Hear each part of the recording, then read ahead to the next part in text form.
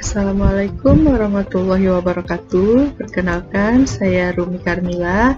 Saya adalah peserta Latsar CPNS golongan 3 angkatan 115 Kabupaten Sintang tahun 2021.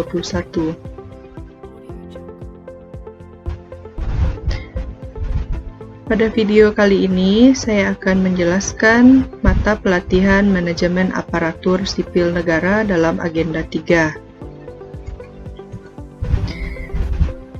Manajemen Aparatur Sipil Negara memiliki 3 kegiatan belajar. Dalam kegiatan belajar pertama, yaitu terdapat kedudukan, peran, hak dan kewajiban, serta kode etik ASN. Dalam kegiatan belajar 2, terdapat konsep sistem merit dalam pengelolaan ASN. Dalam kegiatan belajar 3, terdapat mekanisme pengelolaan ASN.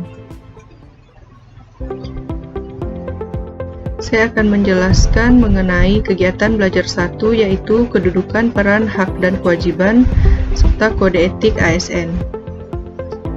Dalam kedudukannya, ASN yaitu disebut pegawai ASN berkedudukan sebagai unsur aparatur negara yang menjalankan kebijakan yang ditetapkan oleh pimpinan instansi pemerintah serta harus bebas dari pengaruh dan intervensi semua golongan dan partai politik. Pegawai ASN sendiri terbagi menjadi 2, yaitu pegawai negeri sipil yang disingkat menjadi PNS serta pegawai pemerintah dengan perjanjian kerja yang disingkat menjadi P3K. PPPK. Dalam perannya, ASN memiliki peran sebagai perencana, pelaksana, pengawas, penyelenggaraan tugas umum pemerintahan, dan pembangunan nasional melalui pelaksanaan kebijakan dan pelayanan publik yang profesional, bebas dari intervensi politik, serta bebas dari praktik korupsi, kolusi, dan nepotisme.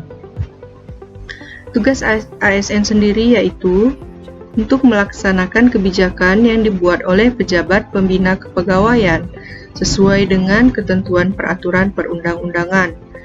Yang kedua, memberikan pelayanan publik yang profesional dan berkualitas. 3. Mempererat persatuan dan kesatuan Negara Kesatuan Republik Indonesia. Dalam hak dan kewajibannya, seorang pegawai ASN memiliki kewajiban seperti setia dan taat pada Pancasila, Undang-Undang 1945, NKRI, dan pemerintah yang sah, menjaga persatuan dan kesatuan bangsa, melaksanakan kebijakan yang dirumuskan pejabat pemerintah yang berwenang, menaati peraturan perundang-undangan, melaksanakan tugas kedinasan dengan penuh pengabdian, kejujuran, kesadaran, dan tanggung jawab, menunjukkan integritas dan keteladanan dalam sikap, perilaku, ucapan, dan tindakan kepada setiap orang, baik dalam maupun di luar kedinasan. Selanjutnya, menyimpan rahasia jabatan dan hanya dapat mengemukakan rahasia jabatan sesuai dengan ketentuan peraturan perundang-undangan. Terakhir, bersedia ditetapkan di seluruh wilayah Negara Kesatuan Republik Indonesia. PNS berhak memperoleh gaji, tunjangan, dan fasilitas. 2. Cuti. Yang ketiga, jaminan pensiun dan jaminan hari tua. Yang keempat, perlindungan. Dan yang terakhir, pengembangan kompetensi. P3K berhak memperoleh gaji dan tunjangan, cuti, perlindungan, dan pengembangan kompetensi. Kode etik ASN yaitu memiliki fungsi sebagai pedoman panduan birokrasi publik atau aparatur sipil negara dalam menjalankan tugas dan kewenangan agar tindakannya dinilai baik. Yang kedua, sebagai standar penilaian sifat, perilaku, dan tindakan birokrasi publik aparatur sipil negara dalam menjalankan tugas dan kewenangannya. Yang ketiga, etika birokrasi penting sebagai panduan norma bagi aparat birokrasi dalam menjalankan tugas pelayanan pada masyarakat. dan menempatkan kepentingan publik di atas kepentingan pribadi, kelompok, dan organisasi.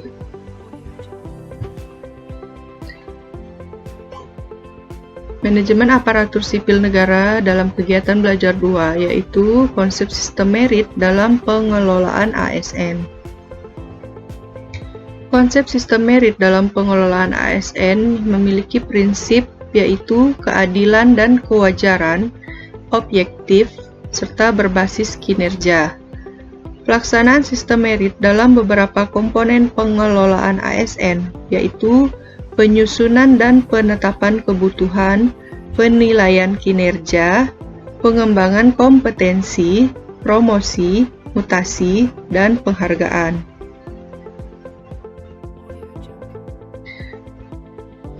Kelembagaan dan jaminan sistem merit dalam pengelolaan ASN terdapat 2, yaitu yang pertama Komisi Aparatur Sipil Negara yang disingkat menjadi KASN serta Kemenpan dan RB.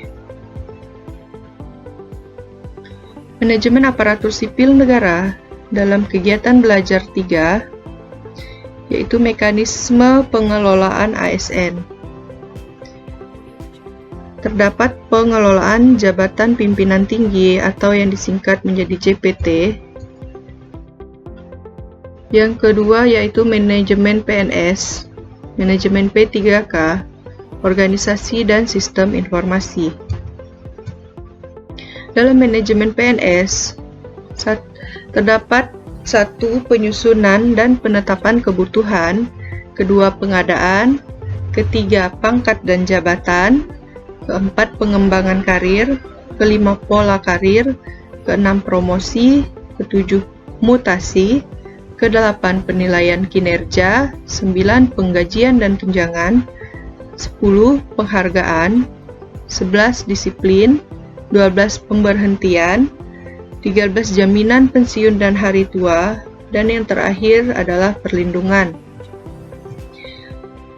Dalam pengelolaan jabatan pimpinan tinggi atau disingkat menjadi JPT, terdapat 1. Pengisian JPT, 2. Pengisian JPT di instansi pusat, 3. Pengisian JPT di instansi daerah, 4. Penggantian pejabat pimpinan tinggi, 5. Pengawasan dalam proses pengisian JPT, 6. Pegawai ASN yang menjadi pejabat. Dalam manajemen P3K terdapat 1. Penetapan kebutuhan, 2. Pengadaan, 3. Penilaian kinerja, 4.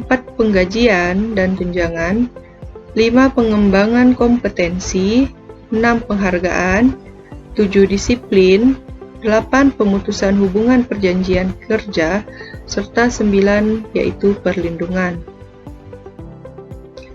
Organisasi yaitu Korps Profesi Pegawai ASN memberikan perlindungan hukum dan advokasi kepada anggota Korps Profesi ASN Republik Indonesia terhadap dugaan pelanggaran sistem merit dan mengalami masalah hukum dalam melaksanakan tugas.